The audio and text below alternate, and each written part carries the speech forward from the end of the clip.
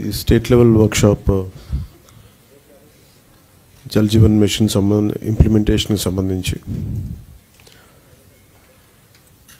ఈ state level వర్క్షాప్కి వచ్చేసిన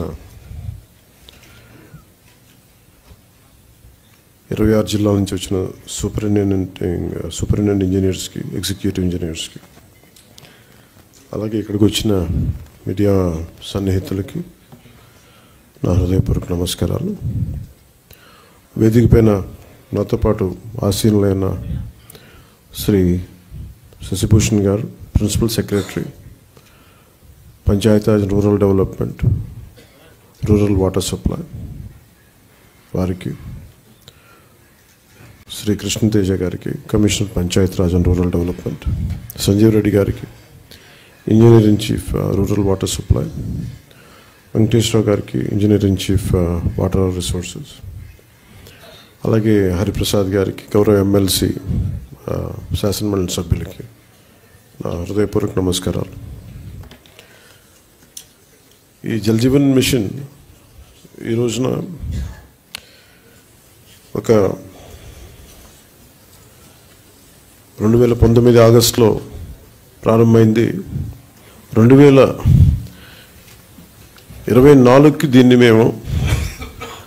మరింత బలోపేతం చేయాలని. ఇప్పటిదాకా జల్ జీవన్ మిషన్ కేవలం నీటిని అందించడం అంతవరకే పరిమితమైంది. ఇది గౌరవ ప్రధానమంత్రి శ్రీ నరేంద్ర మోదీ గారి కళ.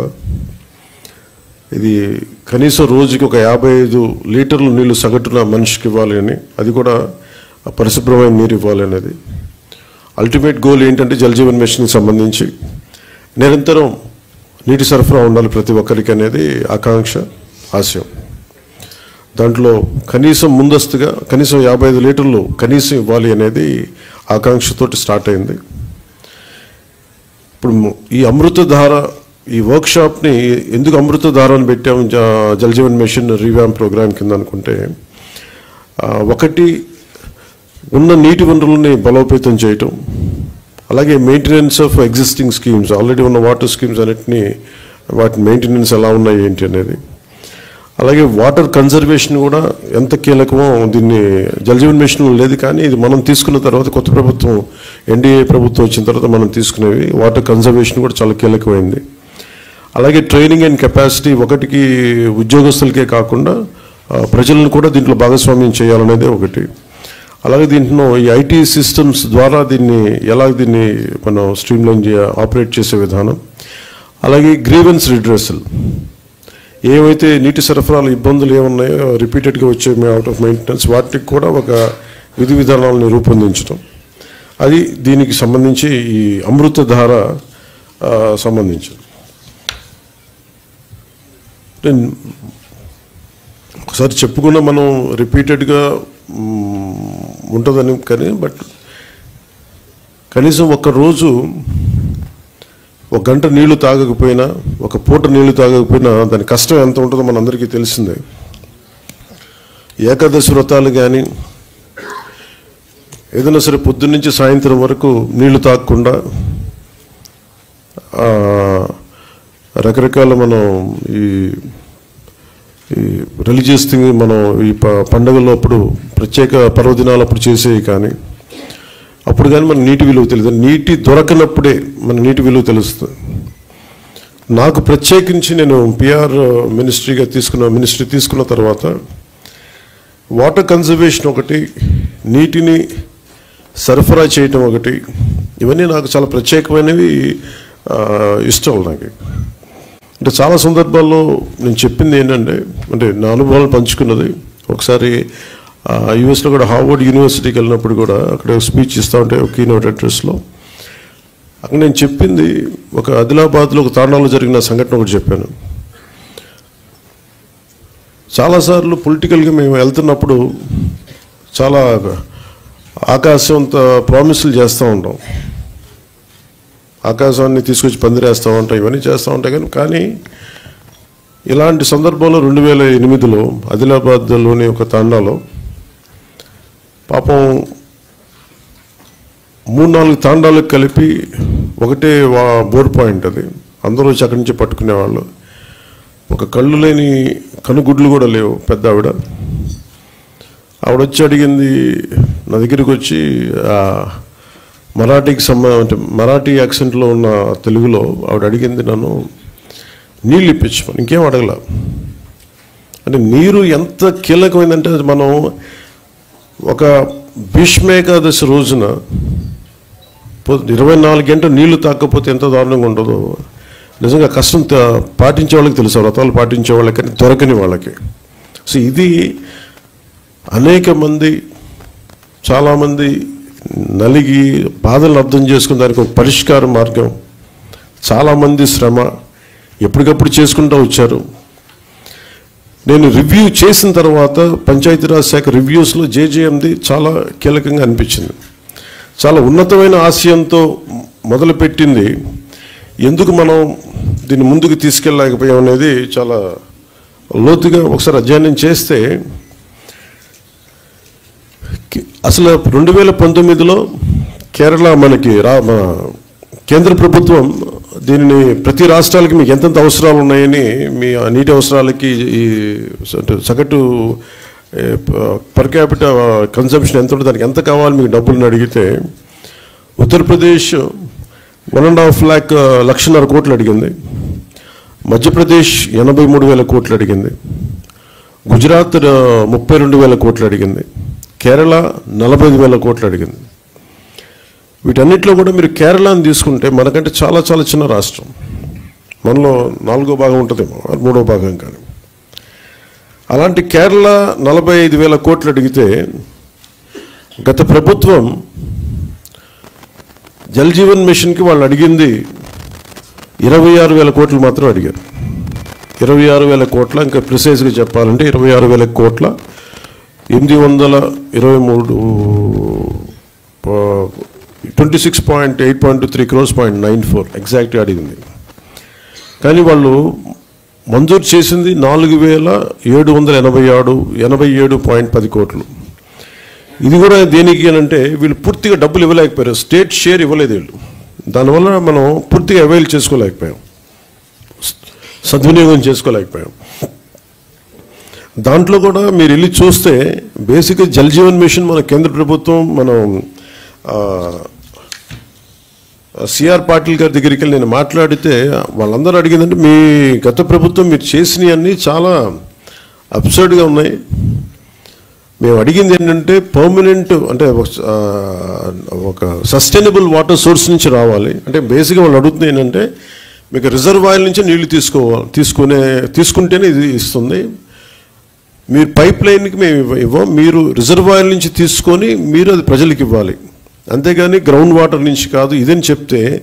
కానీ గత ప్రభుత్వం చేసిందంతా ఏంటంటే మన అడిగిన పర్పస్ ఏంటంటే కేంద్ర ప్రభుత్వం ప్రాజెక్ట్ ఇది రిజర్వాయర్ నుంచే తీసుకోమని చెప్పింది. కానీ గత ప్రభుత్వం ఈ 4,000 కోట్లకు కూడా, ఎందుకంటే మనం కొత్త ప్రభుత్వం వచ్చాక దాదాపు 700 కోట్లు మనం తీసుకున్నాం, మనం చేసిన మనం తీసుకున్నది. ఇప్పుడు జల్ జీవన్ మిషన్ కింద వాళ్ళు అడిగింది ఏంటంటే మనకున్న దాదాపు 38 మేజర్ సస్టైనబుల్ సోర్స్ రిజర్వాయర్స్ ఉన్నాయి మనకి, వాటికి సంబంధించి 95.44 ట్యాప్ కనెక్షన్స్కి 38 వాటర్ రిసోర్సెస్ నుంచి సస్టైనబుల్ వాటర్ రిసోర్స్ని తీసుకోమని ప్రతిపాదన ఉంది. కానీ గత ప్రభుత్వం ఏం చేసిందంటే 4,000 కోట్లు కూడా గ్రౌండ్ లెవెల్లో చూస్తే కంప్లీట్గా కేంద్ర ప్రభుత్వం నిబంధనలకు వ్యతిరేకంగా చేశారు. ఏదో 1-2 స్కీములు తప్ప మిగతావన్నీ కూడా, అంటే ముందు పైపులు కొనేశారు. ఫస్ట్ ఎక్కడైనా సరే మనం నీటిని ఎక్కడి నుంచి తెచ్చుకుంటాం అనేది గుర్తించడం మానేసి ముందు పైపులు వేసేసారు, అవసరమైతే ఒక బోర్ పాయింట్ తవ్వేశారు. అలా ఇచ్చేస్తే ఇక్కడ మీకు చూపించదలుచుకుంది ఈ ఈ 2 మ్యాప్స్ ఉన్నాయి ఇక్కడ. యాక్చువల్ జల్ జీవన్ మిషన్ తాలూకు ముఖ్య ఉద్దేశం ఇది. 38 సస్టైనబుల్ రిజర్వాయర్స్ నుంచి ఇది దీని మ్యాపింగ్ ఇలా ఉండాలి. ఈ రెడ్ ఎందుకు ఉన్నాయి ఇక్కడ, ఈ రెడ్ ఇవన్నీ ఎందుకు ఉన్నాయి అంటే ఇవన్నీ బోర్ పాయింట్స్తో చేసింది. బోర్ పాయింట్స్ నిరంతర సరఫరా ఉన్నది, ఏదో ఒక 5 నెలలు రావచ్చు, లేదంటే వాటర్ చెరువులు బోర్లు ఎండిపోతే మళ్ళీ ఆగిపోతాయి. సో ఇట్లాగా వీళ్ళు 4,000 కోట్లు ఖర్చు పెట్టినా కానీ వాస్తవానికి అవి ఏవి పనిచేసే పరిస్థితిలో లేవు. సో దిస్ ఇస్ 4,000 కోట్లు దుర్వినియోగం అయిపోయినట్టుగా మనం భావించవచ్చు.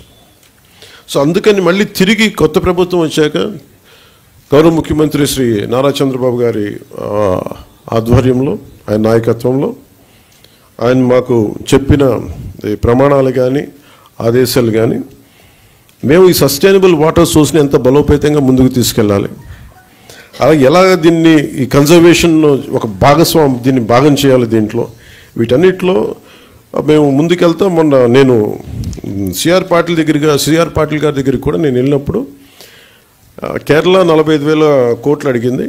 మేము అడుగుతుంది కనీసం మాకున్న రాష్ట్రానికి మాకున్న పరిధి కనీసం ఒక 70,000 కోట్లు మాకు మంజూరు చేయమని నేను ప్రతిపాదించాం. రాష్ట్ర ప్రభుత్వం తరపు నుంచి ప్రతిపాదిస్తే వాళ్ళు అడిగింది ఏంటంటే, మీరు కంప్లీట్ డీటెయిల్డ్ ప్రాజెక్ట్ రిపోర్ట్ తీసుకొని ఎందుకు మీకు 70,000 కోట్లు ఖర్చు అవుతుంది అది మొత్తం వివరాలు ఇవ్వమంటే మేము దాన్ని ఆ పనిలో ఆ క్రమంలో ఉన్నాం. ఐ థింక్ అది శశిభూషణ్ గారు చెప్పాలి, ఆల్మోస్ట్ ఇప్పుడు మనం వచ్చి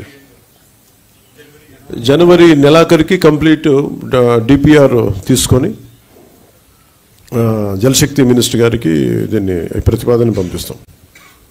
కానీ మేము ఏమనుకున్నామంటే, ఇక్కడున్న టీం కూడా చాలా ఎఫెక్టివ్ టీం, అందరూ తప్పనప్పటి ఏదో చేద్దాం అనుకున్నది. దాంట్లో భాగంగానే ముందు మేము ఏం చేసామంటే, నేను అడిగింది ఏంటి అంటే, అసలు మనకి ఎంత గత 4,000 కోట్లు ఖర్చు పెట్టామని చెప్తున్నారు, అసలు దీని మీద మీరు ఎంత, నేను ఏ ఊరికి వెళ్ళినా ఎక్కడికి వెళ్ళినా మాకు నీళ్లు రావట్లేదు, పైప్ వేసారు కానీ నీళ్ళు రావట్లేదు అనేది ఏ జిల్లాకి వెళ్ళినా నాకు వచ్చే ఒక కామన్ కంప్లైంట్. సో అందుకని నేను రాగానే అడిగానంటే, ఒకే రోజున తక్కువ రోజుల్లో కానీ అసలు ఎన్ని గృహాలకి వీళ్ళు ఇచ్చారు, ఎన్ని గృహాలకి వీళ్ళు ఈ నీళ్ళు వస్తున్నాయి, ఏ స్థాయిలో వస్తున్నాయి మీరు ఒకసారి చేయమని చెప్తే, చాలా ఒక యుద్ధ ప్రాతిపాదికన దాదాపు ఒక 3-4 వారాలు చేసాం. మేము ఒక రోజులో 2 రోజులు చేద్దాం అనుకున్నా కానీ ఉన్న పరిమితులతోటి చాలా ఒక డీటెయిల్ సర్వే చేస్తే, పల్స్ సర్వే ఒకటి చేస్తే వీళ్ళు చెప్పింది ఏంటంటే, జల్ జీవన్ మిషన్ వాళ్ళు గతంలో ఇచ్చిన ప్రకారం 95.44 లక్షల కుటుంబాలకి గాను మేము వాళ్ళు 70.4 లక్షల గృహాలకి నీటి కుళాలు అందించబడ్డాయి. ఇంకా 25.40 లక్షలు నీటి కుళాలు ఇంకా ఇవ్వవలసిందనేది గతంలో తెలియజేసింది. కానీ ఈ పల్స్ సర్వే ప్రకారం మేము చేస్తే దీంట్లో 85.22 లక్షల కుటుంబాలకు గాను కేవలం 55.37 లక్షల గృహాలకి నీటి కుళాయిలు అందించబడ్డాయి. 29.85 లక్షల నీటి కుళాయిలకి ఇంకా ఇవ్వవలసి ఉందనేది ఈ డిఫరెన్స్ కూడా మనకి దీనివల్ల బయటకు వచ్చింది. సో దీంట్లో ఎక్కువ జల్ జీవన్ మిషన్ గతంలో తాగునీటి వనరులు ఎక్కువ శ్రేణుల్లో బోర్వెల్స్నే ఉపయోగించడం జరిగింది. కానీ ఇది భవిష్యత్తుకి సుస్థిరమైనవి కావు. ఇది అసలు జల్ జీవన్ మిషన్ యొక్క ముఖ్య ఉద్దేశానికే అసలు సంబంధం లేనిది అది. అందుకని మేము సస్టైనబుల్ వాటర్ రిసోర్సెస్ తోటి దాదాపు మనకున్న ఈ 20 పైగా ఉన్న ఈ సస్టైనబుల్ వాటర్ రిసోర్సెస్ నుంచి తీసుకునే బాధ్యతలో ఈ వర్క్షాప్ ఎందుకు పెట్టామంటే, ప్రతి 26 జిల్లాల నుంచి వచ్చిన అధికారులందరికీ కూడా మీ జిల్లాలో ఎలాంటి సమస్యలు ఉన్నాయి, దాన్ని దీన్ని అంటే మీ ఇన్పుట్స్ కావాలి. ఎందుకంటే ఒకసారి కేవలం ఒక సెంట్రల్ కమాండ్ నుంచి కానీ ఒక సెంట్రలైజ్డ్ అడ్మినిస్ట్రేషన్ కాకుండా ప్రతి జిల్లాకి వెళ్ళి కనుక్కోవాలని చాలా రివ్యూ మీటింగ్స్లో ఉంటే దాని నుంచి ఉత్పన్నమైంది ఈ వర్క్షాప్. సో నాకు మీరు మనస్ఫూర్తిగా మన objective to fulfil the dream of honourable prime minister Shri Narendra Modiji to give sustainable water with per capita 555 liters per day as on now, and in future it should be never ending supply of water. That is the final objective of Jal Jeevan Mission. So దీంట్లో భాగంగా కనీసం మనందరి బాధ్యత, కనీసం ఒక forget about మనందరం political ప్రాసెస్లో ఉన్నాం, అడ్మినిస్ట్రేటివ్ ప్రాసెస్లో ఉన్నాం, వీటన్నిటికంటే కూడా సగటు బేసిక్ మనిషి నీటి అవసరాలు తీర్చడం కనీస ఒక ఫండమెంటల్ రైట్ అది. ఇది కొంచెం మానవతా దృష్టితోటి కొంచెం కేవలం మనం అధికారులు లేదంటే మనం కూర్చోబెట్టి వ్యవస్థలో భాగస్వాములైన వాళ్ళు కాకుండా ఒక మానవతా దృక్పథంతో అందరం దీన్ని ముందుకు తీసుకెళ్ళాలి. మీ అందరి సహకారం కావాలి. డిజైనింగ్లో చాలా చాలా లోపాలు ఉన్నాయి. పైప్ లైన్లు వేసేస్తున్నాం. పైప్ లైన్లు వేసేస్తే కనీసం ఒక 3 అడుగులు ఎత్తుండే కొంచెం ఎత్తుగా ఉండే ప్రాంతాలకేమో నీళ్ళు కూడా వెళ్ళట్లేదు. పైప్ లైన్ పక్కకి వెళ్తుంది కానీ పైకి వెళ్ళాలంటే పైప్ లైన్స్లో డిజైన్ బాగలేదు. అండ్ దాని ఇన్నోవేటివ్ డిజైనింగ్ లేదు. టెక్నికల్ ఆస్పెక్ట్స్ని దాన్ని దృష్టిలో పెట్టుకోవాలి. చాలా ఒకసారి ఎలా అనిపిస్తుంటే చాలా మొరటుగా పైపులు గొయ్యి తప్పి పైప్ వేసేయడం తప్ప అసలు నీళ్ళు వెళ్తాయా లేదా, ఇది ఎన్ని అడుగులు ఎత్తులో ఉంది, దీనికి ప్రెషర్ ఎలా ఉంది. అలాగే ఒక 1 కిలోమీటర్ పైప్ లైన్ వేస్తున్నప్పుడు ఈ మధ్యలో ఉండే ఇళ్ళు ఎక్కువ మంది కొంచెం ప్రెషర్ పంపులు పెట్టి లాగేస్తే మిగతా చివరుండే ఇళ్ళకి రావట్లేదు. వీటన్నిటికీ చాలా లోతుకి వెళ్ళే కొద్దీ సమస్యలు అనేక ఉత్పన్నం అవుతూ వచ్చినాయి. సో వీటన్నిటికీ సంబంధించి ఒక సమగ్రమైన ఒక పరిష్కారం వెతకాలి. ఇప్పటికీ మొన్న శశిభూషణ్ గారు బిగినింగ్లో మేము మాట్లాడుకుంటా ఉంటే భారతదేశ ప్రభుత్వం స్వాతంత్రం వచ్చినప్పటి నుంచి మామూలు డబ్బు ఖర్చు పెట్టలేదు. దాదాపు ఏదో ఒక లెక్క తీస్తే దాదాపు 1,00,000, I think more than 1 lakh crores I think till now government of India had spent. ఇంత డబ్బు ఖర్చు పెట్టి కూడా ఇంకా ఒక ఆదిలాబాద్ తాండాలో ఉండే ఒక పెద్దావిడ కానీ, కళ్ళు లేని పెద్దావిడ కానీ, మొన్న నేను పిఠాపురం వెళ్తే ఇంకా మాకు నీళ్ళు రావట్లేదని ఒక ప్రాంతానికి వెళ్తే నీళ్ళు రావడం చాలా పల్చగా వస్తున్నాయి అనేది. అంటే ఆల్మోస్ట్ అంటే ఎంత సన్నటి దారంటే ఒక 30 మంది వెయిట్ చేయాలి. అది ఎప్పటికీ నిండేను. అది ఒక ఉన్నది 2 గంటలు. ఆ 2 గంటల్లో 30 మంది పట్టుకోవాలి. కనీసం అది బకెట్ నిండటానికి కనీసం 10 నిమిషాలు పడుతుంది. అంటే 55 లీటర్స్ అనేది మనం ఇచ్చినా కానీ ఆ వచ్చే ధార ఇవన్నీ ఇంజనీరింగ్ ఇష్యూస్, ఇవన్నీ వాటిని కూడా కరెక్ట్ చేయాలి. సో వీటన్నిటిని సమగ్రంగా అన్ని సమస్యల్ని పెట్టుకొని ఎలా చేయాలి దీనికి ముందుకనేది కృష్ణతేజ గారితో, మన ప్రిన్సిపల్ సెక్రటరీ మన శశిభూషణ్ గారితో, సంజీవ్ రెడ్డి గారితో వీళ్ళందరితో మాట్లాడి ఇది ఒక పరిష్కారం ఎతకాలి. ఎందుకంటే ప్రతిసారి డబ్బు ఖర్చు పెట్టేస్తున్నాం, ఇంటెండెడ్ రిజల్ట్ అయితే రావట్లేదు. ఇది ఒక బయట ఏముందంటే కేంద్రంలో కూడా చాలాసార్లు ఇది దుర్వినియోగం అవుతున్నాయి నిధులు. అండ్ అందుకని మీరు ఎలా చేస్తారనేది నన్ను సిఆర్ పాటిల్ గారు అడిగినప్పుడు ఐ గేవ్ మై కమిట్మెంట్. నేను పంచాయతీరాజ్ శాఖని తీసుకున్న తర్వాత దీన్ని బలోపేతం చేస్తాం. అలాగే rural water supply Jal Jeevan మిషన్ని చాలా బలంగా ముందుకు తీసుకెళ్తాం. అవసరమైన చోట ఇన్నోవేషను, అలాగే టెక్నాలజికల్ ఏమేమైతే మనం హెల్ప్ తీసుకోవాలి అవన్నీ తీసుకుంటాం. అందుకని దీన్ని పొడిగించమని కోరాను. 21కి ఇంకొక సంవత్సరంలో అయిపోద్ది, ఈ జనవరికి అయిపోద్ది. కానీ మేము పొడిగించమని కోరాం. అలాగే అదనంగా నిధులు కూడా కోరాం మేము. ఇది ఎందుకంటే మేము పెట్టుకుంది ఏంటంటే ఇది స్టేట్ నిజంగా సఫర్ అవుతుంది. నేను ప్రత్యక్షంగా ఎన్ని చోట్ల తిరిగాను. గత ప్రభుత్వం కనీసం ఫిల్టర్ బెడ్స్ తాలూకు ఇసుక మార్చాలి. అంటే ఒక 5 లక్షలు ఫిల్టర్ బెడ్స్ని కూడా మార్చాలి. అలాగే మనకి ఇప్పుడు ఈ సస్టైనబుల్, అలాగే మనం వాటర్ షెడ్ మేనేజ్మెంట్ కానీ, అలాగే మనం నీటి వనరులను సంరక్షించుకోవడం కానీ, పెద్ద ఎత్తులో ప్రజలను కూడా దీన్ని భాగస్వామ్యం చేయాలి. వీటన్నిటిని అన్నిటినీ సమగ్రంగా తీసుకుని ఒక హోలిస్టిక్ ప్లానింగ్ తోటి ఈ జేజేఎంని మనం ఆంధ్రప్రదేశ్కి దీన్ని అమృతధారగా దీన్ని నామకరణం చేసి దీన్ని ముందుకు తీసుకెళ్తున్నాం. దీని objective are quite superior. So దీన్ని మీ ఆలోచనలు, మీ సలహాలు, అన్ని సూచనలు అన్నీ మాకు ఇస్తే మనందరం కలిసికట్టుగా దీన్ని ముందుకు తీసుకెళ్ళి ఈ సాయంత్రానికి ఒక పరిష్కార మార్గం, ఒక వర్కింగ్ మోడల్ సాధించేలాగా, మనం అనుకున్న ఆబ్జెక్టివ్ సాధించేలాగా ముందుకెళ్ళాలి. అందుకని మీ సలహాలు, సూచనలు కావాలి. ఇది ఒక not as a deputy CM, not as a Panchayati Raj minister, rural water supply, వీటి కాకుండా ఐ అపీల్ టు యూ, నేను మిమ్మల్ని అభ్యర్థిస్తున్నాను. Give me your best efforts. మన దాదాపు 1 కోటి మందికి నీటి అవసరాలు ఉన్నాయి, 1 కోటి కుటుంబాలు ఉన్నాయి. 1 కోటి కుటుంబాలకి సురక్షిత మంచినీరు అందించాలన్న ఒక మిషన్గా, ఒక ధ్యేయంగా ముందుకెళ్తున్నాం. మీరు మనసు పెట్టి దీన్ని సాధించేలా మీ అందరి సహకారం కావాలి మనస్ఫూర్తిగా కోరుకుంటూ